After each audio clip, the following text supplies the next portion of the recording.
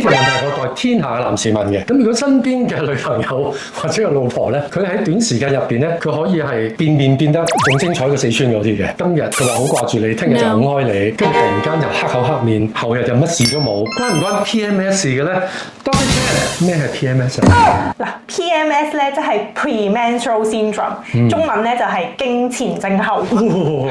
男士女士都好緊張啊！呢樣嘢究竟係咩嚟嘅咧？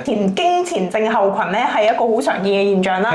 大概10位女士咧，其實有5至6個咧都會受到呢一種嘅病症影響嘅喎。男士都係嘅。女士咧，因為佢哋嚟月經之前咧，有一個荷爾蒙嘅轉變啊，令到佢哋嚟月經之前嗰1-2個禮拜咧，身體咧都會有一啲唔舒服嘅情況。咁通常女士喺呢段時間咧，佢哋都會覺得容易啲敏疹啦，容易啲攰啦，皮膚又會生暗瘡啦。另外有啲女士咧可能會覺得個胸部有啲脹痛，或者體重增加，個人咧腫腫脹脹好唔舒服嘅。係啊，情緒都好唔舒服添啊，講咩都唔啱聽嘅。係啊，所以男士要小心啲啦。不過咧，到咗女士嚟完月經之後咧，佢哋經前綜合症咧都會消失嘅。咁嗰陣時嘅女士咧就相信就會相對溫和翻啲啦，鬆啲啦心情。係，咁邊段時間係適宜同佢傾偈同埋討論嘅咧？我相信咧就係到咗女士嚟完月經之後冇晒所有唔舒服咧，咁女士嘅心情咧一般都會比較放鬆啲嘅。